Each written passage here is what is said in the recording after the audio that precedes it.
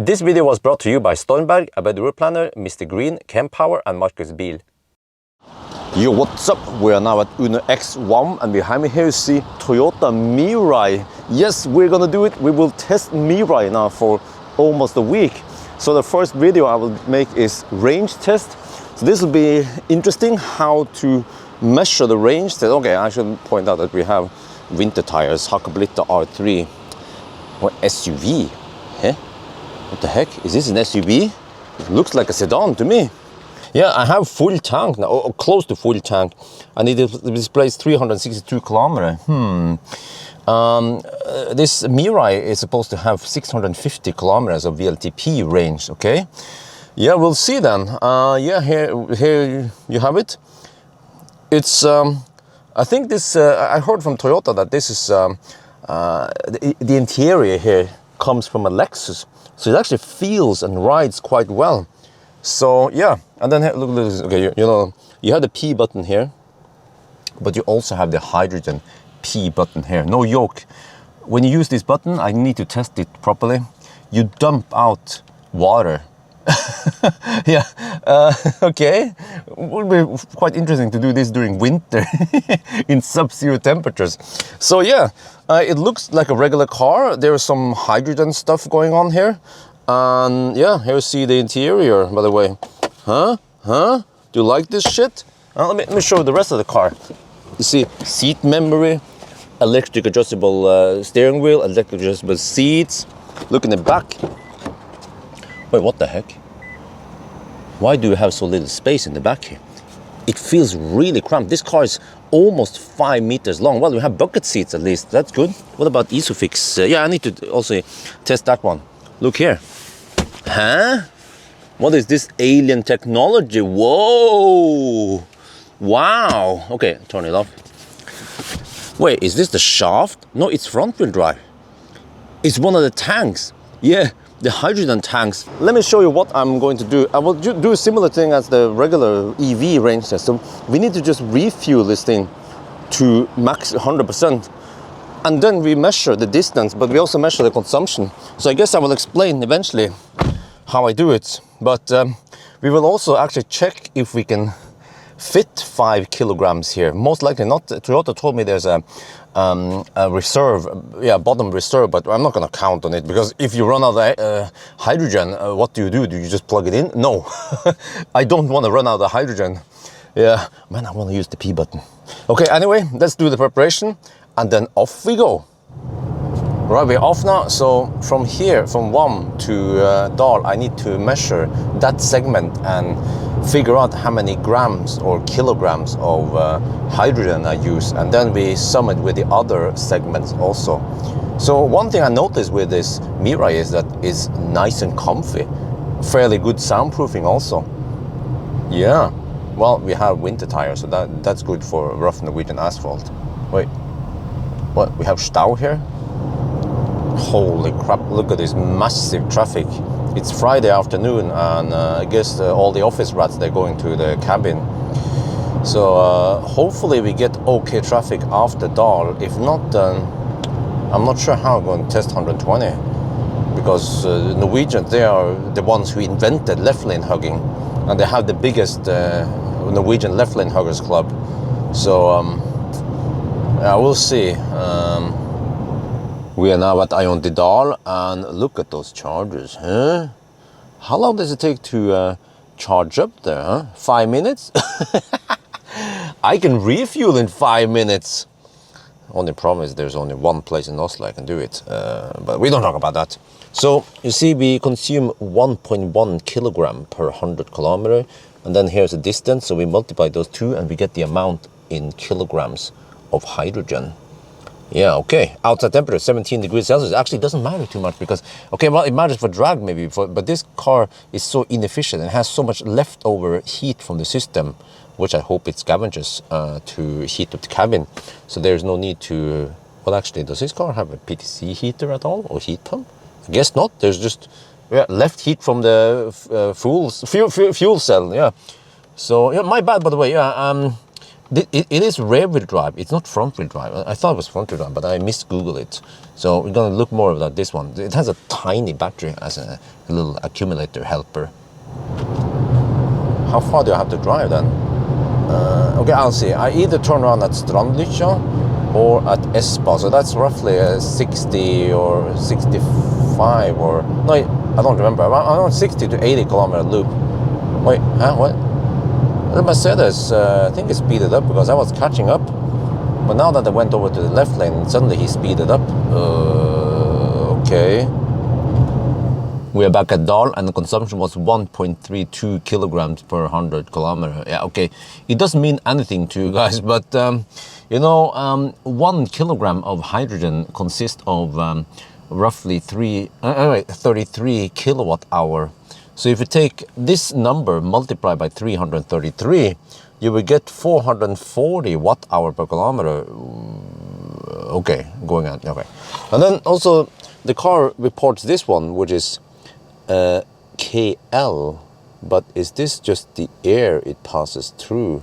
Yeah, I think so. Yeah, this is probably not consumption of energy. It's just how much air that needed to be purified. Kiloliters of air. Okay, cool. All right. I guess I'll go inside. Wait. Can I? Do I have enough? Do I have enough hydrogen to go all the way to Rudshøgda? 27. I think there is no percent scale here, but you see that we have roughly, I don't know how much this is, 75%, around 70% of the tank. I need to figure out how much the tank, or how big the tank is, without trying to use any reserve. But we can probably do the full loop at least. Yeah. We are on the move now. So you see here we have head-up display, huh? Some speed information. We have compass even. Wow. And then here you can see some information. We have 1.6 kilowatt hour nickel metal hydride battery for buffering. I mean, for a little bit of regen. You can see it's actually running now only in the battery, but I guess eventually the battery. Yeah, now the fuel cell kicks in. So yeah, that's pretty cool.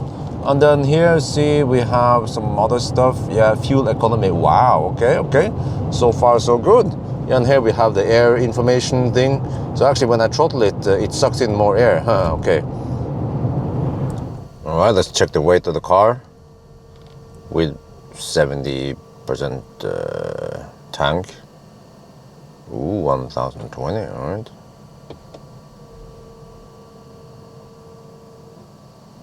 Oh, not too bad, okay, not too bad.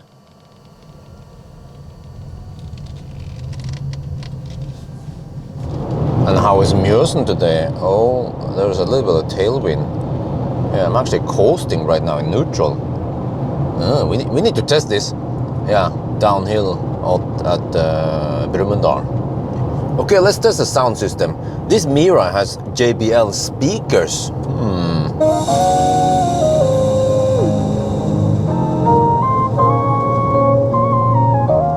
Okay, sounds good.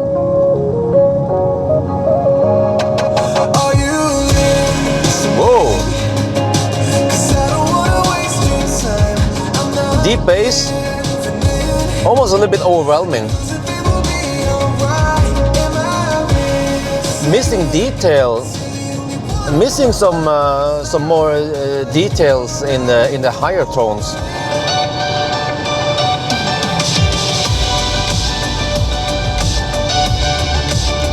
Yeah, especially in this song, you can hear that the bass is not so tight, and then because of the nature of this tune, then the bass feels a little bit washed out or a little bit messy. Maybe because there's a slight delay on each drum hit or something. What about rattling? Is the interior good? It's a Japanese car, it's not a German car. Could be rattling. Oh, there is. Wait, huh? It's from the back. Normally it rattles in the door, but in this car it rattles in the back. I guess maybe there's a mid bass on the partial shelf. So yeah, if I would rate this system, it lacks some details. It lacks the firmness in the bass. It's I would say mediocre, maybe 5 or 6, something like that. Yeah. Look, we have a long downhill now, and it's just regening into the tiny battery. Wonder how long it can regen. It's still, yeah, still regening. Cool. Let me see. Oh wow, okay. So it seems like in most cases around 1.6 kilowatt hour is sufficient for, okay, maybe not going down the mountain, then you will fill up the battery quite quickly. But over here, yeah, this works. Okay, now it flattens out. Oh yeah, now it's using battery. Oh, okay, that was for a little bit. Well, you use the battery for a split second, and now it's a combination of battery plus the fuel cell. Okay. Alright, yeah, it figures out that, yeah, it seems like the logic is programmed to have some space for regenning, but not depleted completely, maybe. Well, I'll try to coast now. Let me see. There's no power meter. Oh, I see there. Wait. I have to wait until it displays charging. Okay, we are neutral. Got a little beep. There's some traffic though, so I'm have to see if I have to try to block the left lane. Otherwise, many people, they tend to overtake me and then slowpoke in the left lane, and then I come in fast. Well, we're picking up speed at least. That's good. And this time we also have tailwind, so we should have good advantage there. And then I haven't done my homework, but the car looks aerodynamic, so we should have good drag coefficient. Maybe not that much mass, but yeah, we'll see. I guess. Yeah, now this is the problem. Ah, shit. Okay. Okay, whatever. This guy is too slow. There's a dude behind me, typical. Like I'm waiting for him. Come on, overtake. He's slow poking. Okay, whatever. Yeah. Wow, look at this. Oh shit! I think I have to blur the speed again here. Oh, by the way, is this gonna be enough though? Let me see. Oh, wow! I feel like it loses speed quite fast, and also. I've seen that Ioniq and Hakkapeliitta R3 tires, they seem to have fairly good rolling resistance. I haven't done any direct test on Nordic friction tire versus summer tires, but yeah. Many people claim that, oh, but you have winter tires and they are less efficient. Nah, I don't think so. I've done some tests in the past. That was a while ago, but I need to do a more controlled test. But let's see now. Yeah, this is the part where it still rolls. Oh, wait a minute. Do we have a new winner here? Huh? Come on. Which sign was it again? I think it was somewhere between the first and the second sign. Okay, we start losing speed now. Uh-oh. Yeah, this is exactly what I felt also earlier, that it tends to lose speed. Oh, that's it. Oh, I have to, okay, that's it. No, we didn't set any records today. Yeah, okay. A little bit on the Norwegian slipped on me. Oh, shit. But, well. We just turned around at the Rudshøgda, and now we're heading back to Dar. And look at the consumption. What? Wait, at the high-speed test we had 1.3 something, wasn't it? This is almost half of that. Huh? I didn't expect the difference to be that big. It is as if Toyota have tuned the Mirai to be driving slow, to optimize for typical Toyota drivers. Well, okay, I guess we'll see once we are back in Dal what kind of consumption we get, because now we have headwind on the way back. We are back at Dal, and look at this, 0.81 only. So, yeah, and also here we see that 178.1 kilometers. So this car underports distance by as much as 2.1%. So this one is of course lower, but I calculated that low speed versus high speed, we're talking about 63% increase. That is massive. The EVs I've tested, like Tesla, efficient, slick, is it's 30% increase high speed versus low speed. And then some boxier cars will have about 40%, but I've never seen 63% increase. What the heck? So I had to Google about this, and I found out that the drag coefficient is 0.29. What the heck? Huh? How the heck can this car have 0.29 drag coefficient? It looks so slick. Well, actually, that's a massive grille for the fuel cell. Yeah, so that could be the reason why the high-speed test is so much worse than the low speed test. But also another thing, fuel cells, as far as I Google it, when you have a higher load, you have lower efficiency versus when you have a lower load, and then combine that with electric motors that also has slightly worse efficiency at higher load, then that could be the reason why it is like this. So we have roughly 40-45% tank left, and I estimated so far that we could have something like 4.5 to 5 kilograms of, I don't know, available fuel before this kilometer is 0. So I want to test now. We need to bring it down to low anyway, but of course not run out of juice. But if we hammer it on the way north now and south again, try to drive in the speed limit plus VAT, how thirsty is it going to be? Okay, anyway, I think I'm going to go to Circle K and take a little pee, and also let the car take a leak. Oh, shit.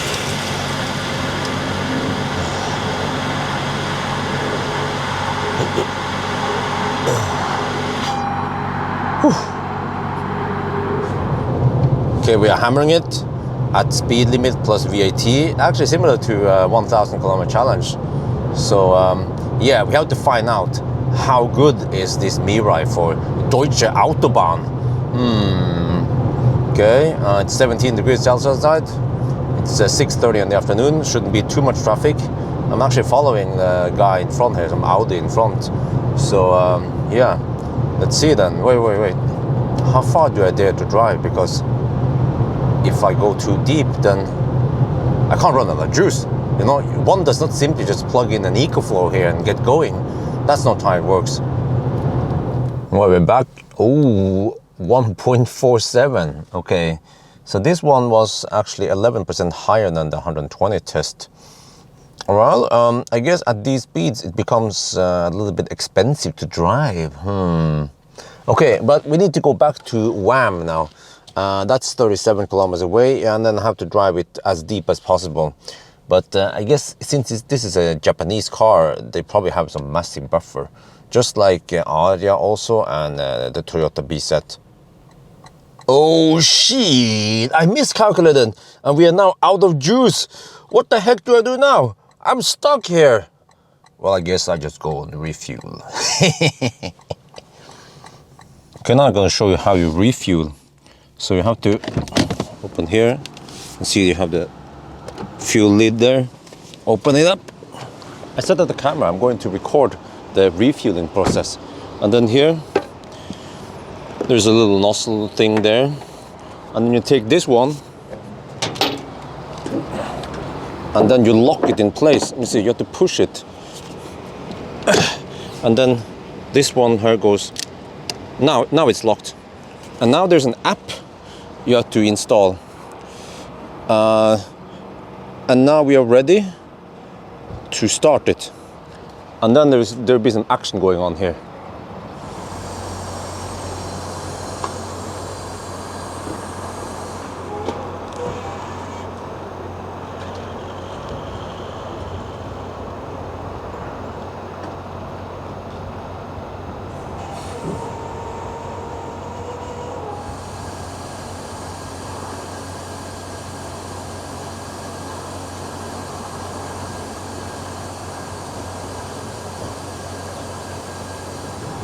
Man, this is kind of silly. There is a 1000 NOK cap. I think I need slightly more than this. Yeah. So that's, yeah. I was recording this. I need to do another segment to do the remaining one. But I'll just show you now. You see here, the nozzle, part of the nozzle is frozen. If you look, what the heck? If you look at via the thermal camera, you'll see that this is just a physical reaction when you have gas that you. Well, how is it? Expanding gas. Wow, it's actually 0 degrees Celsius. Wow. And also you can hear, as far as I understand now, I think I've done my homework. The hydrogen is stored here in liquid form in the tanks over here. And then it deliquifies the hydrogen. And then it needs to compress it down to 700 bar. So this process takes a while. So I empty out part of the reservoir That's why this unit here needs to start de-liquefying and then replenishing the reservoir so that when other cars come here, they can also refuel. But here, by the way, I heard that even in sunny California, if too many people fill like right after each other, the nozzle will freeze and then the system will refuse to pump, or refuse to refuel until you wait until the nozzle has heated up again. So I have never experienced this myself, but I just read about it, heard about it. Maybe someone in the US can confirm this. And this is also what I've been talking about, that if 4 or 5 cars comes and they need to have full tank, they will actually empty out the reservoir here. And that means that if another car arrives, they won't get any juice. The system needs to de-liquefy and compress, and I don't know how long it takes before the station is ready for another car. Actually, I tried to refuel again, but it refused to start. And then I checked my numbers, and during the driving test, I measured that we managed to pull out roughly 5.1 kilogram of hydrogen, and then during the refueling session, we actually added 5.1 kilograms. And then unlike electric cars where you have charging losses and discharging losses, here hydrogen is hydrogen. When the meter in the car measures how much hydrogen it goes out from the tank, that is exactly what you also put into the tank. So based on all this, I estimated that this car can actually go 650 kilometers. Really impressive range. When it comes to the high-speed range, on the other hand, only 400. So it's a big mystery why it is so thirsty at high speed. But also you see that I also tried to calculate the equivalent watt-hour per kilometer, and it becomes quite thirsty because of the inefficiency of the fuel cell. So, but again, it is what it is. At hydrogen, at least it goes quite fast to fill it, and then it's clean. It will pee, and it cleans the air for you. That's good. You just have to, you the driver, the owner, has to pay for the filter. And what else? When it comes to cost, so over here it costs 195 NOK per kilogram of hydrogen. And then I worked out that based on the consumption numbers here, that it costs a lot. I wonder if it actually costs more than diesel. It actually costs more than diesel. Versus Tesla, or a Tesla Model 3, which is similar, at least similar size, maybe not similar comfort. The comfort here is better. Comfort here is similar to actually a Model S. But okay, just as a comparison, then you see the Model 3 is way cheaper to run. We're talking about roughly 5 to almost 7 times cheaper, based on a mix of some home charging and some supercharging. So yeah, the 1,000 kilometer challenge with this hydrogen car is going to be freaking expensive. And the problem is that with hydrogen, you can't simply go for some cheap home charging or anything. It's not possible. The only way to input energy into this car is to go to the refueling station. So what do you guys think, huh? You guys want this shit? I should, by the way, summarize. The soundproofing is pretty good. The comfort also pretty good. The dampening is nice and soft. Stereo, not so good. Space, actually kind of cramped for a 5-meter car. Range, well, it depends, but yeah.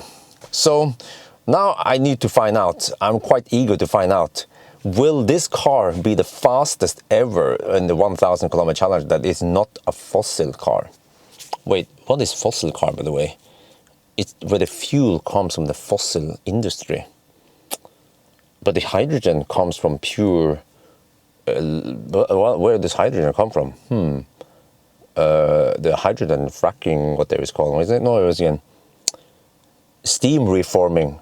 Wait, technically, this car is also a fossil car then.